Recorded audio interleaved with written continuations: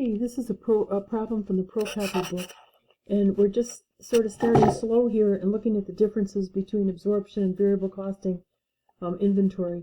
And what I'll do is, what I would do if I were you is watch me go through it.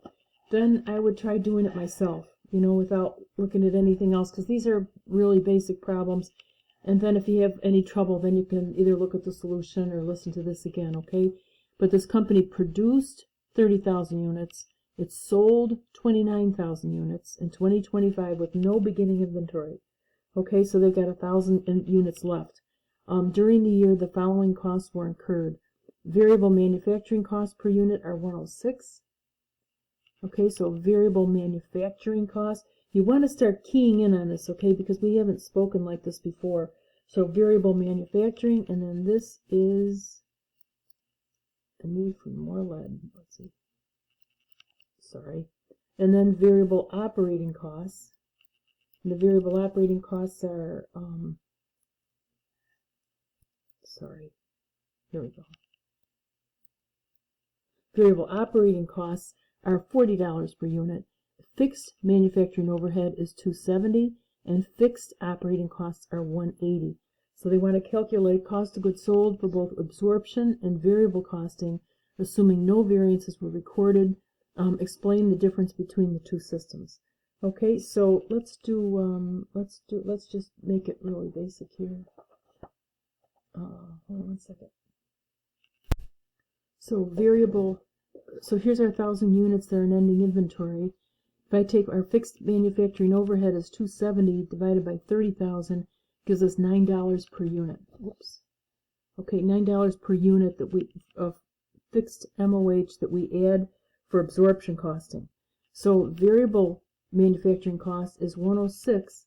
That's the variable manufacturing cost per unit times the 29,000 units sold is $3,074,000.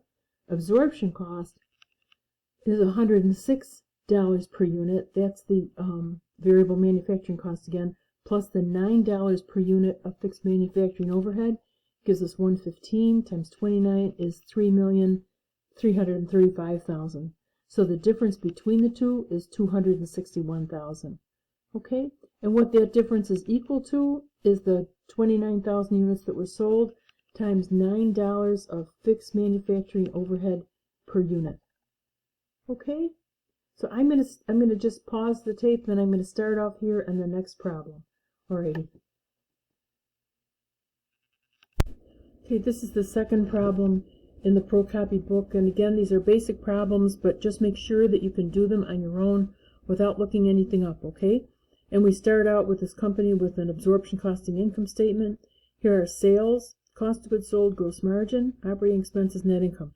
And a real common problem in this area is to take an absorption costing statement and turn it into a variable cost statement, or vice versa, to go from variable cost to absorption costing. And it can be really complicated. So, you know, don't underestimate this. So they produced 3,000 units. They sold 2,500 units. The company shows a cost per unit for variable costs of $20 per unit. So variable cost is $20 per unit. Variable manufacturing costs, and $1 per unit for variable operating costs. If the manager would like to use the same period and create a variable cost statement, what would it look like? Okay, so something like this. Let's see. Here's our these are original assumptions right here. We had sales of 125, cost of goods sold was 82.5, 42.5 gross margin, less operating expense is operating income of 30,500. And they produced 3,000. They sold 2,500, so we've got an ending inventory of 500. Variable cost statement. This is what we know. Our variable manufacturing cost is $20 per unit. Variable operating is 1. So if our total cost of goods sold is 82.5, okay, that's our total cost of goods sold, and I subtract my fixed manufacturing overhead, they gave us that, right? Okay, we were missing one piece here. Our variable manufacturing cost is $20 per unit, and we sold 2,500 units, so their total variable cost and that cost of goods sold number would have been 50,000, 20 times 2,500.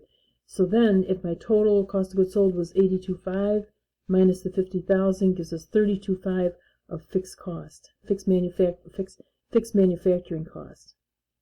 Okay, so 32.5 divided by 2,500 is $13 per unit, and we multiply that times the 500 in inventory, and our inventory would have been worth, our inventory would have been holding 6,500 in fixed costs. So the total fixed manufacturing overhead then would have been the 32.5 plus the 65, or 39,000. Okay, do you understand this piece right here? Here we figured out how much fixed manufacturing, here we've got how much was variable, and that's how much was fixed, the 50 and the 32.5, and that's what comprises the 82.5 of cost of goods sold. Okay, so then we've got to take our 32.5, divide it by 2,500 units, the units sold, and that gives us $13 per unit. Okay, that's what's in there. And we have 500 units in ending inventory, so 13 times 5 gives us 6,500. So ending inventory would have had fixed manufacturing overhead of 6,500 in it. The 32.5 plus the 65 gives us 39,000, and that's our total fixed manufacturing overhead. Okay, so now let's look at the variable statement. Here's the variable cost statement. Excuse me. We got sales stay the same, 125, and we'll subtract our variable fixed manufacturing cost of 50,000, and then variable operating. They said it was a dollar per unit, so that's 2,500 units times 1, $2,500. So the contribution margin is 72.5. Then subtract our full fixed manufacturing overhead that we just figured out here, minus 39,000, minus our fixed operating costs. And it was 12.5, operating expenses were 12,000 on the absorption costing statement. Okay, right here. Excuse me, so I'm going to take that and subtract the variable cost piece of it, and the balance would have been fixed. Okay? So in this case, then our net income is $24,000. So if I take the variable cost operating income of 2,400, and I add or I subtract the 6,400. Wait a minute. The 6,400. No, we have to add it. 6,500 of fixed manufacturing overhead in inventory. I get 30,500, and that is absorption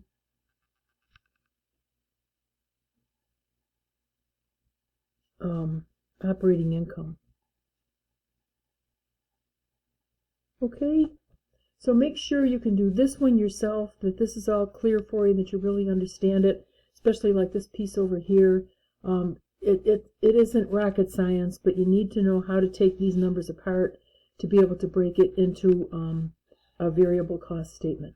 Okay? All right.